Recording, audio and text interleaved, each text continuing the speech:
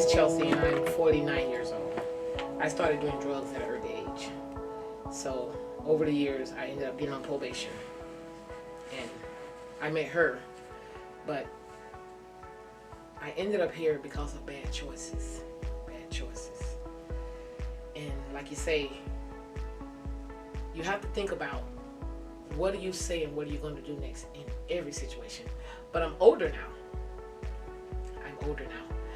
And you have to kind of stay with me and don't lose my pain. When you go to court, you go to jail, they let you go on probation, house arrest, or whatever. They give you a choice. So I either could have did like 120 days in jail or I could have did probation. I chose probation, even though I wasn't ready for probation, but I wanted to get out. You know, so I picked probation. I've been to prison twice. I've been to Port Manatee numerous of times. You know, but this last time was just too much. I had dealing with the same people in the neighborhood, the girls, the guys, drinking out the same can of beer, smoking the same crack. They did. And I knew I didn't want my mama to come to the crack house to say, yeah, that's my daughter. And that stayed in my head, and that stayed in my head, and I got myself together. My oldest son, Joshua, is 32 years old.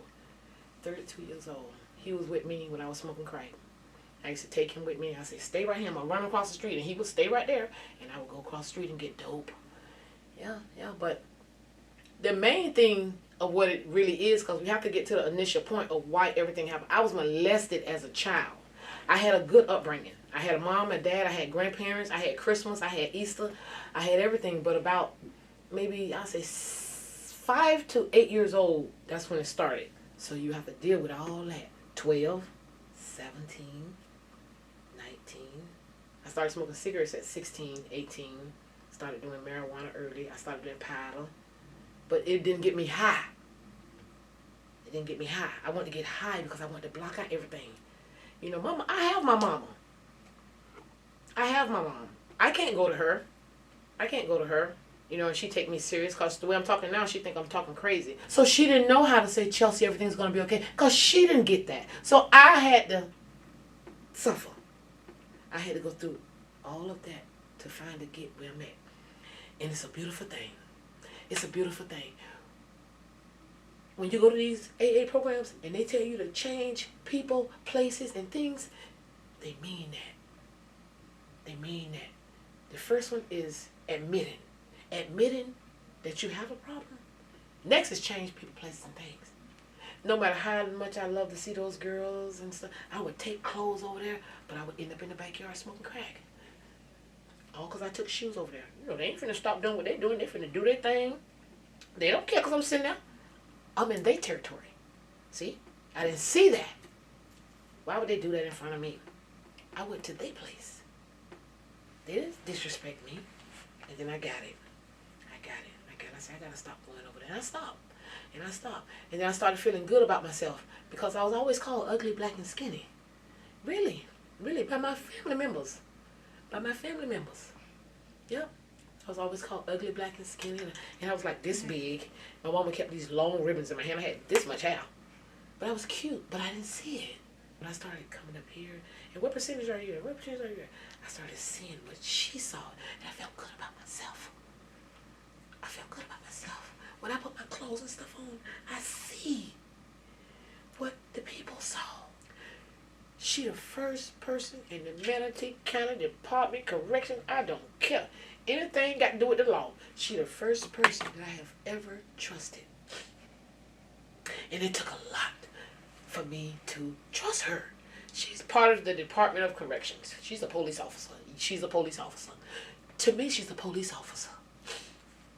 And I said, hey, I can't come today because I relapsed. She said, oh, you're going to have to get up here. I said, I ain't coming up there. I'm not coming up there. She said, Chelsea, she said, let me talk. I said, I'm listening. She said, no, come just so I can see you. I said, you're going to take me to jail. She said, I promise you. I was so scared to come through that door. Woo! I just knew 2 police is that door right there that y'all opened. I just knew 2 police was going to be there. And it wasn't. And then I was like, ooh. Then I came back here and there was nobody in here but me and her. And that did it. That did it for me. I didn't get high no more. I didn't get high no more. All that stuff she was telling me about, you can do it, you can do it, you can do it. It like it came right away. It came right away. I've been off probation with her now for 2-3 years. And I check in faithfully. If I don't come within a week or so, it's like, I should be hearing from Chelsea soon. You can tell when it's time to visit. Recovery is good, but the person gotta want to do the recovery. You can't do it like I got out on probation just so I can get out of jail. See, that's not what we do. And unfortunately, a lot of people do that. A lot of people think, I'll take supervised release because I get out of jail. I don't have to post any money. I don't have to be here. And let them look for me. Yeah. Then you run all your life, and you get high and high and high and high because now you're running scared. My name is Chelsea, and I love my name because it shows strength and beauty.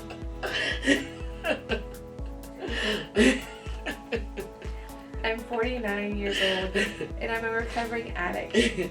I once was lost, but I'm found.